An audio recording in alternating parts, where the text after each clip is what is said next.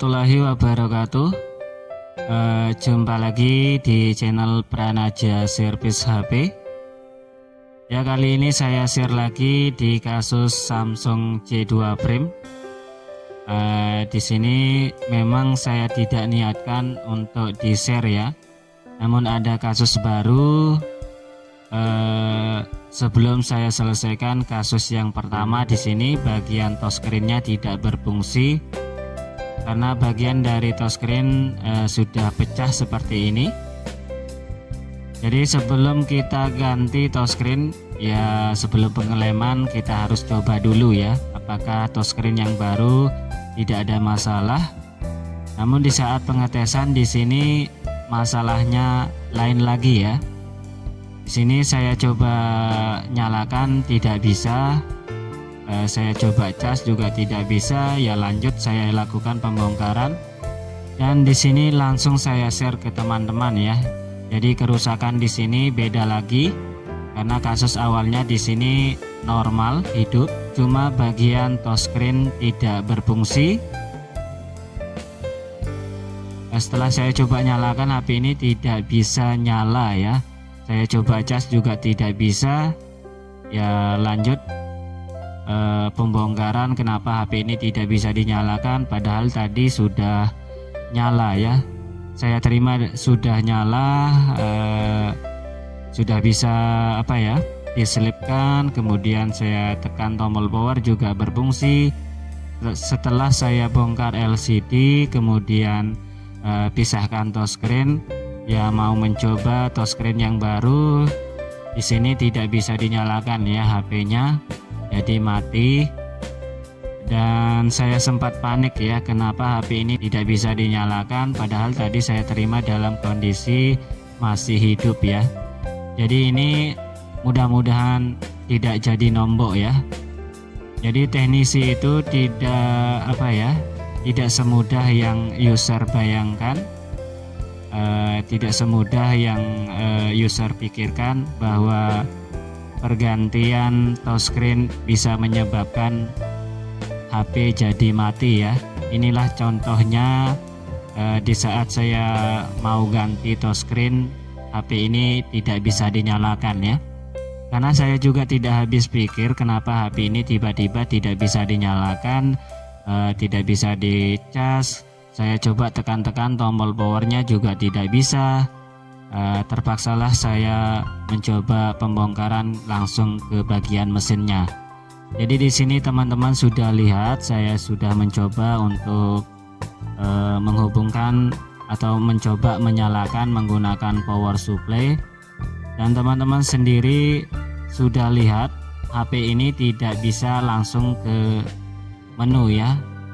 Sudah ada logo Samsung seperti ini, tidak sampai ke menu atau tidak sempat booting, HP ini langsung restart, kemudian mati lagi, kemudian nyala ya. Jadi ini permasalahan yang perlu kita tanyakan. Jika teman-teman juga mengalami kasus yang seperti ini, sebaiknya pertimbangkan dulu antara teman-teman sama pemilik HP ya. Jadi kita tidak menginginkan hal yang seperti ini terjadi ya. Yang seperti saya bilang tadi bahwa HP user itu normal, datang dalam keadaan normal. Kemudian setelah kita bongkar HP-nya tidak bisa dinyalakan, ya tanggung jawab kita sebagai user itu ya harus ya. Ya ini saya akan perlihatkan pergerakan jarum ampere di power supply ya. Kalau kita lihat di sini HP-nya sudah bisa nyala di sini. Ya ampernya sudah maksimal. Namun di saat proses booting di sini tidak sampai ke menu ya. Jadi di sini kalau kita lihat arus yang masuk di sini, asumsinya HP ini langsung mati, kemudian restart.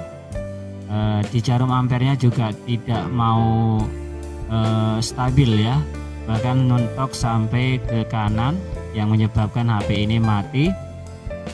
Jadi feeling saya di sini kalau menemukan kasus seperti ini ya sering bermasalah di bagian CPU sama MMC ya. karena pada saat HP ini mati saya coba colok DC tidak terbaca ya, tidak bisa terdeteksi ya. Feeling saya ke sini ya, di area blok CPU sama MMC. Pertama kali saya lihat di bagian tombol powernya juga pernah diganti ya, karena bekas ada cairan plug di situ di dalam kalengnya.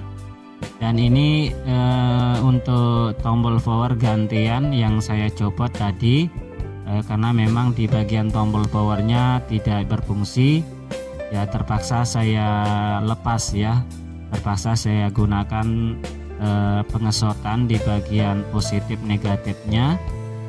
Jadi di sini saya akan kasih saran teman-teman ya, jika terima HP pelanggan atau customer itu sebaiknya pertimbangkan dulu sebelum eksekusi ya. Jadi kita itu sebagai user tidak menginginkan resiko yang seperti ini ya. Jadi awal masuk HP orang itu normal, bisa nyala, bisa dicas. Kemudian setelah kita bongkar ya mati ya, tidak bisa dinyalakan ya, harus kita tanggung jawab ya. Nah, ini saya akan kasih trik di sini jika teman-teman mendapati kerusakan bagian MMC sama CPU ya, seperti tadi yang kita lihat, restart kemudian mati, nyala lagi kemudian restart. Di kasus J2 Prime seringkali terjadi rusak di bagian CPU sama MMC ya, bukan rusak ya. Namun di sini di saat HP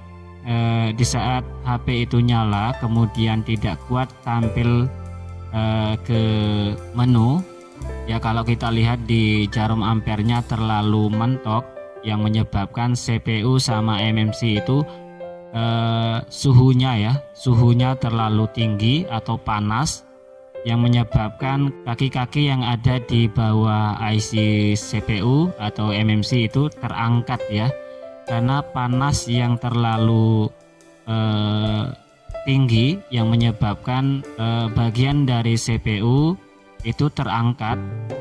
Jadi pada saat proses booting atau logo Samsungnya itu tidak sempat lagi tampil ke logo Samsung yang kedua, itu sudah mati ya, karena CPU itu tidak kuat karena ada panas yang berlebihan yang menyebabkan kaki dari IC itu sudah mencair ya, meleleh, yang menyebabkan HP jadi mati kemudian restart lagi setelah dingin.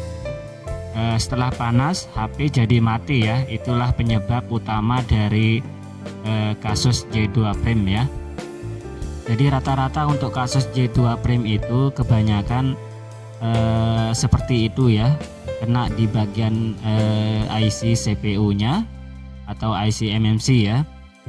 Jadi kalau kita coba cas dalam posisi rusak bagian CPU ya tentu tidak bisa ya, karena tidak ada perintah dari CPU ya disambut sama MMC itu tidak ada ya.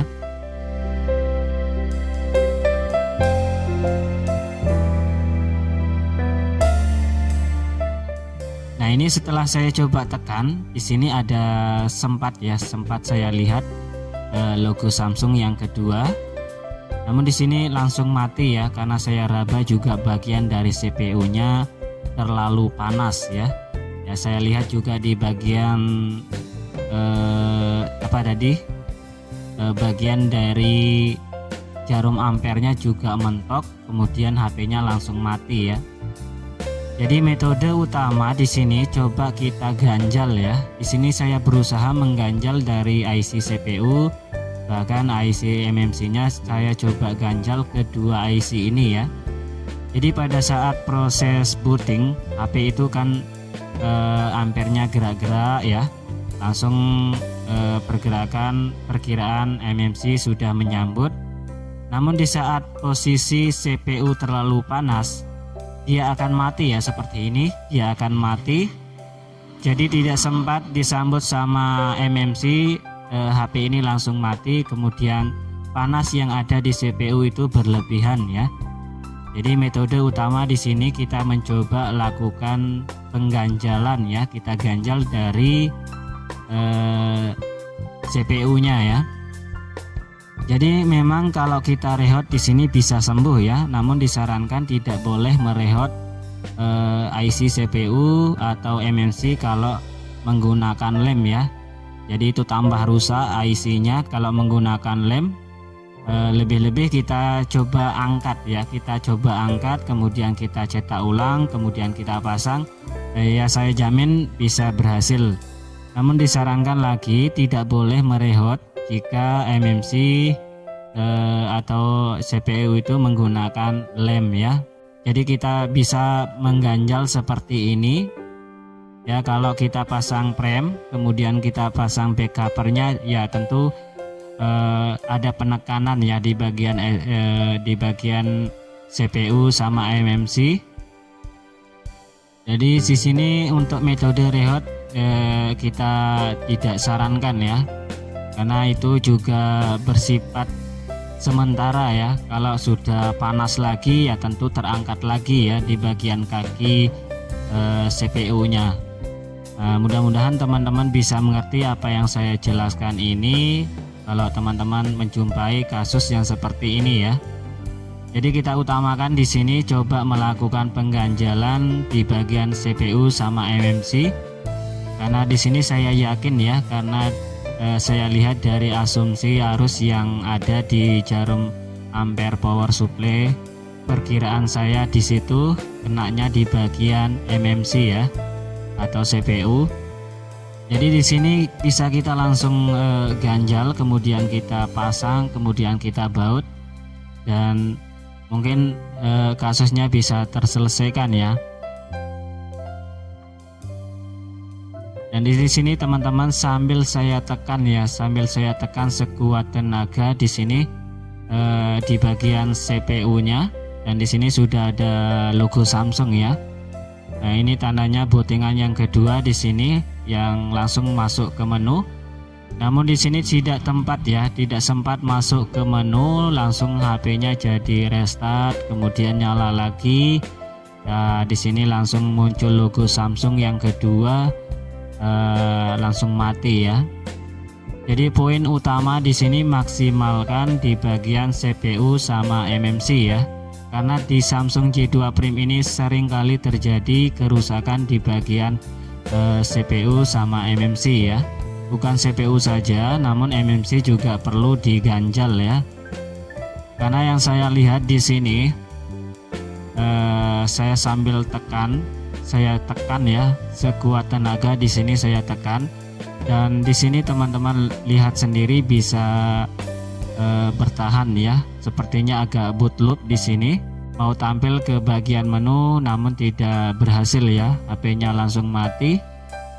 Oke, di sini saya akan mencoba pemasangan ya. Saya akan coba rakit di sini karena pengganjalnya di sini tidak bisa diam. Ya langsung kita akalin ya, kita menggunakan double tip. Kemudian kita tempelkan supaya tidak copot ya. Untuk pengganjalnya kemudian kita pasang kaleng. Kemudian kita pasang backcover, kemudian kita kencengin bautnya, dan saya jamin juga bisa nyala ya sampai ke menu. Ya ini sudah saya pasang untuk bagian dari tombol powernya ya, dan mohon maaf juga untuk kualitas dari gambarnya di sini agak ngeblur ya. Jadi saya tidak fokus ke bagian kamera, saya fokus ke bagian HP yang saya tangani kali ini ya. Di sini saya akan mencoba pengganjalan, langsung saya rakit, kemudian saya baut. Yang seperti saya bilang tadi bahwa di sini peak untuk CPU sama MMC yang bermasalah ya. Karena yang saya lihat dari pergerakan jarum ampernya itu melebihi ya, yang menyebabkan dari CPU terasa panas sekali di saat melakukan proses bootingan itu, ampernya mentok ya. Ya oke, untuk mempersingkat waktu di sini langsung kita pasang, kemudian nanti saya akan perlihatkan. Di sini sudah saya ganjal, kemudian saya baut. Langsung kita coba nyalakan setelah kita ganjal ya.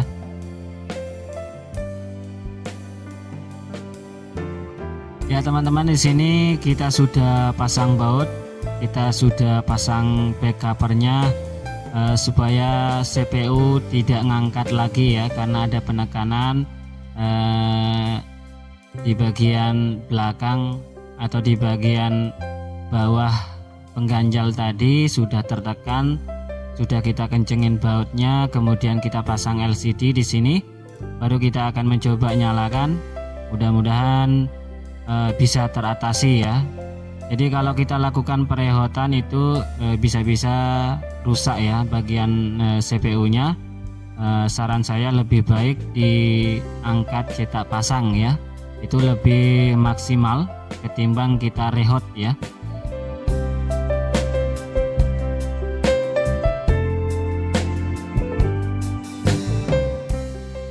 Ya di sini sudah saya nyalakan dan langsung ada logo Samsung yang kedua di sini, proses bootingannya. Nanti kita akan sama-sama lihat apakah langsung bisa tampil ke menu atau layar utama di sini. Nanti kita akan lihat sama-sama ya.